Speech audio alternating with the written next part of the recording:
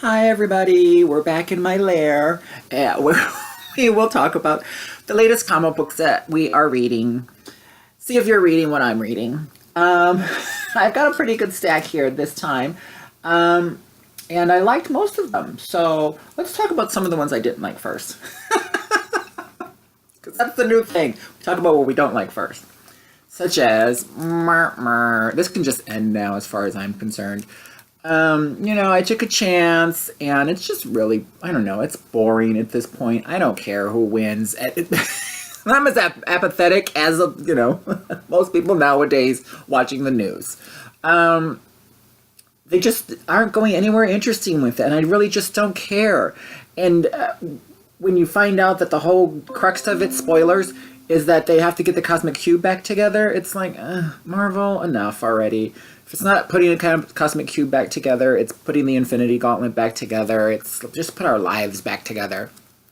There's really nothing I can say about this that I liked. The art, not even the art anymore.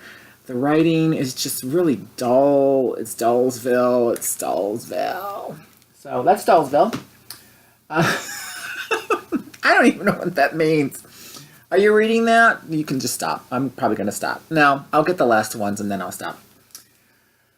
I'm also reading The Defenders. Yes, Defenders. This is definitely the TV show Defenders, which is it's supposed to be. It's meant to be. It's all right. It's got pretty good story. This issue, actually, specifically, what I want to say about this one is that, Brian Michael Penis isn't one of my favorite writers, but every so often he does something that's inspired. And this issue has an inspired moment in it because Diamondback is the villain, and he's bringing a street drug out called Diamond, which is like 94% whatever that means, which even in the comic they say, what does that even mean? 94% whatever, like 94% good, 94% bad, 94% what? So the Black Cat, for some reason, gives it to Hammerhead for some reason, who gives it to one of his underlings for some reason. The reason being, he wants them to try it and tell him basically, what does 94% mean? How good is this drug? So just the way it was written, I thought he did a really good job with that, and the end results of it as well were really, really good. The art actually popped out for a bit, and it was a whole sequence of events that had nothing to do with the main characters. So it kind of makes you think, I don't know, if this title is going to survive. I don't know. I guess it really depends on how well the TV show does. I'm excited about the TV show, actually. Of all four of them together. I can't be bothered to watch any of these individually anymore. But if they're all going to be in one show, I'll watch the first episode. Probably. But is anybody reading this? And is anybody reading this and right after I finished it, okay, I loved that little sequence that I mentioned, so if you read it, you know what I'm talking about. But it just made me pine for the old Defenders, like Doctor Strange and the Hulk and Silver Surfer and just Valkyrie and Gargoyle, and how the stories used to be so nonsensical. It was the unteam. It was a team of people getting together who didn't really want to be together, but not because they didn't like each other, just because an event happened. This is who happened to be available, and so they went and took care of it. I kind of miss that, that kind of fantasy is something I wish that comic books were trying to promote a little bit more than, say, this kind of gritty realism of it all. Because I'm not looking for, hopelessness when I read a comic like Secret Empire. I'm looking for, adventure and something to aspire to, something inspirational. So if you like the TV shows, you'll probably like this comic too. And like I said, it's got one good sequence in it. I read this, Grass Kings. This is the last issue until the next 6 issues. I guess it's going to be a 12-issue thing, but they're doing one of those, hiatus for 2 months like comics like to do nowadays. Overall, it was interesting, good. The art is very good. It's got that, you can see, kind of watercolor look to it. I don't think I'll get the next 6 parts of it. It wasn't so good that I was like, oh, I got to know what happens to these characters. In fact, they do such a good job of wrapping it up in 6 issues, this storyline, that I'm like, okay, I got it. I pretty much know what it's about. It's about, a kingdom of people who, they keep saying that they want to, oh no, I'm just overthinking it, kind of just live in their own place, their own little town, and treat each other with the sort of respect and honors and stuff like that that they believe that everybody in the town shares. So is this really, I don't know, should this be like the number one white supremacist comic or something? I don't know. Can't we all just have little villages that we all live in or something? I mean, there's some of that comes across in this, in the belief systems of the people. And what's interesting, a little bit interesting about it is they have a female character who everybody supports, but not because she's some feminist or something like that, but because she does basically what they expect female characters to do, which is to basically sleep around and then run away and then go for another guy. And so we support that sort of storyline. So yes, we will protect you. There was one African American character in it for like a blip, and they all cared that he got hurt because he got hurt. But I couldn't quite tell if they did that because they saw him sort of as property or sort of as like, you know, the token of the town, because there wasn't any other black characters. He was the one. So if you want to think about stuff like that, maybe you should read that. Maybe it's me. Have you ever thought about that? Who's got the problem? Now on to some of the good stuff. The good stuff, yay! Oh wait, let me talk about one more that I hated. Alters. Is anybody reading Alters? I'm going to give it a rest after this. 6 issues is enough for any series as far as I'm concerned. Even though they're written for 5 issues nowadays. They used to be written for 6 issues, but they're getting cheap. Alters is this comic, and as you see in the cover, I believe the main person's name is Chalice or whatever. She's supposed to be trans. So Paul Jenkins is writing this series about a trans person. That's how it was promoted to begin with. So that's why I said, okay, I'll give it a chance. Let me see. What is her name again? I can't even remember. I think it's Chalice, but I could be wrong. And she's the character you see here on the cover. Her powers, I don't quite understand what they're supposed to be. It's never really quite explained out. The thing I don't like about this title is because it's not really a comic about a transgender person. Just like Transparents isn't a show about a transgender person. One of the characters happens to be transgender, but it's about this larger concept, which is the Alters, which are just sort of like, I guess, their version of mutants, you could say. People with powers, except for sort of like in humans, they have to be turned on to know that they had these powers to begin with. And she just happens to be a transitioning person.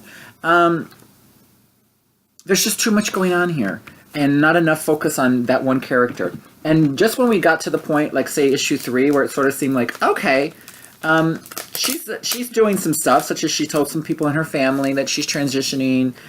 She started hormone therapy, stuff like that. It's like, okay, she's. That's also when they kind of revealed, like, well, actually, this whole series isn't going to be about that person anymore. It's going to be about many different alters. So this issue actually starts the storyline where the alter is this African American woman with trying to raise 2 children on her own who gets activated. So we'll see if she can go from poverty to a life of whatever they're offering here. You know what the thing is about most of these comics that I don't like, if you've noticed? They're kind of just, the concepts are heavy-handed, I think. And they're trying to reach for something and not quite grasping it. Where's my fantasy at? You know? Does anybody want fantasy anymore? I'm eating barbecue chips too while I'm talking to you. It seemed like the thing to do. Okay, so now let's get to the stuff that I liked. Yes, things we like. First of all, I thought for sure Centipede was going to be a one-trick pony. It is not. It is very good. Run out, get Centipede, Dynamite, Atari. Dynamite, they always get really good properties, but then they just F them up. They did a really good job with Doc Savage for a while, messed it up. Did a great job with Flash Gordon for a while, messed it up.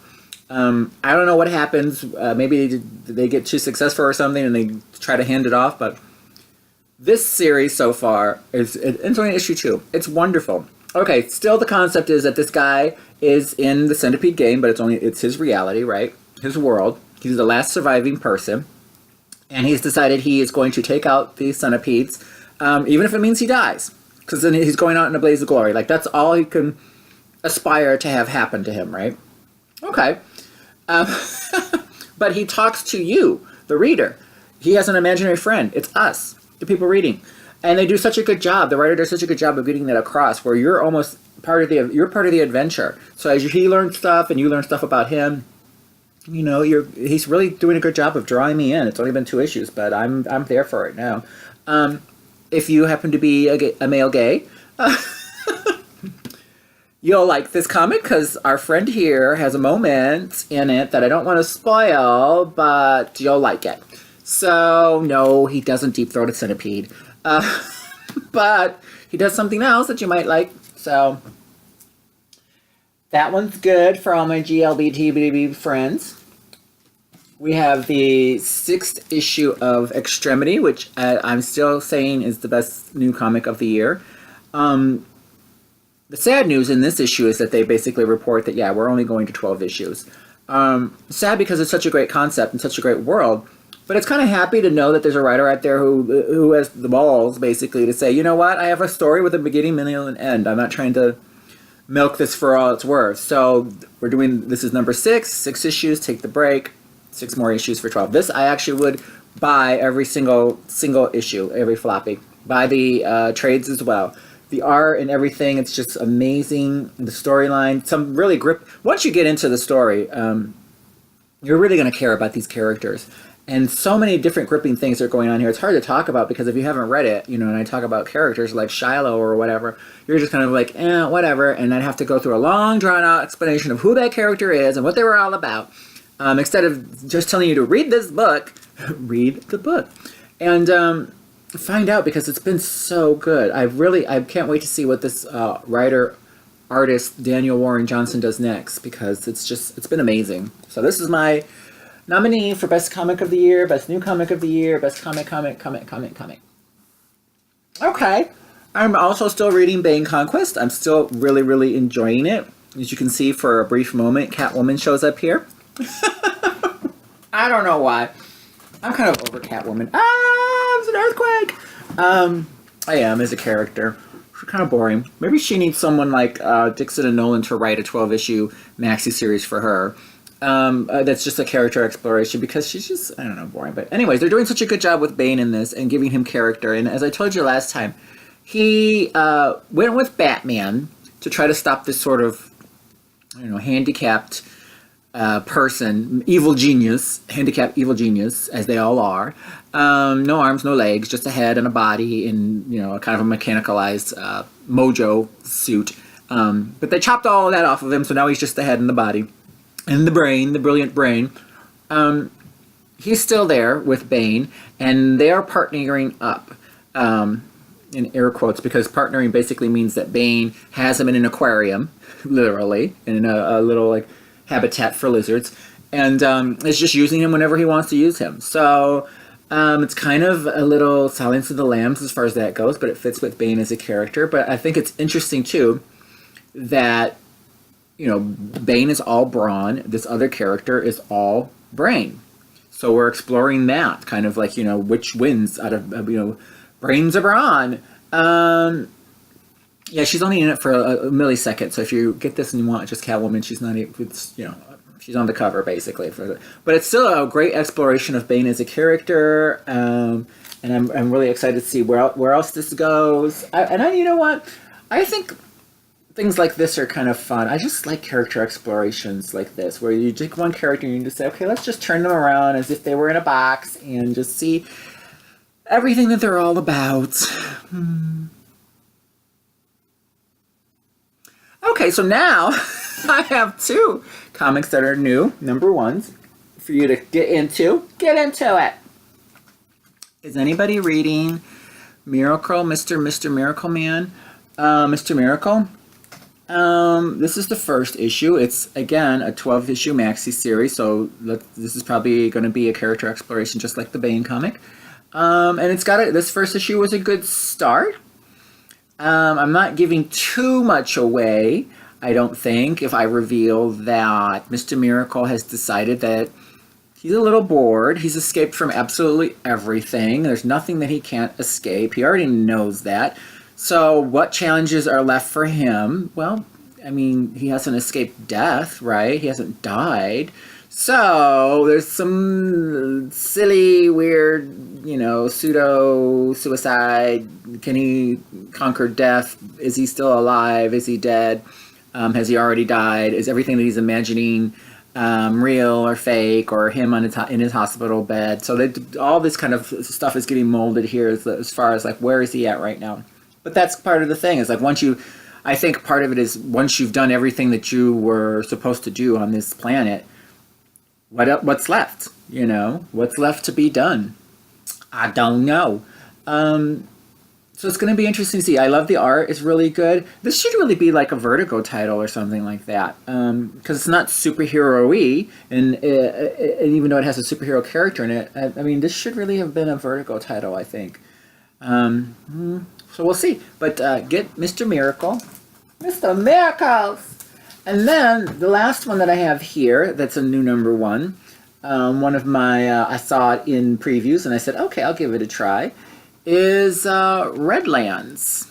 Redlands. The cover's not so great. Maybe sometimes I should take them out of the plastic so they don't reflect so much on the screen. But maybe not. Maybe I won't. No, you don't even deserve it now. Not with your attitude. Forget it. Nope, nope, nope, nope, nope, nope, nope. All right, I'll show you. Here it is. Oh, Redland. Yeah, like this was worth seeing. So anyways, the reason I got it is because of the synopsis of it. And also it really reminds me of Harrow County, what Colin Bunn is doing over at Dark Horse. I believe they've got it. And a lot of the touchstones are exactly the same. Basically, Hicktown, invaded by witches. Whose side are you on? And of course they make the country people seem as, absolutely evil as possible, and the witches seem like, well, we're just misunderstood. You can see by some of the art even looks like, the same people who did that. So, I mean, the concept is almost exactly the same, except for there's 3 specific witches in this little coven here in this town of Redlands, as opposed to like Harrow County where it's just the one girl who's got the power. And we'll see, what happens. They want to basically stake claim to this town, and the town, we assume, doesn't want them to. I don't know. I mean, is it time to try witches? I think it is. Certainly. I think we're all open to a lot of things. I know I am. I know I'm waiting for the next thing. So, hopefully the next thing is a good comic. That's all I got to say for right now. This one seems a little brief, but read comics. Don't read internets. Don't go online anymore. Just read comic books every day of your life.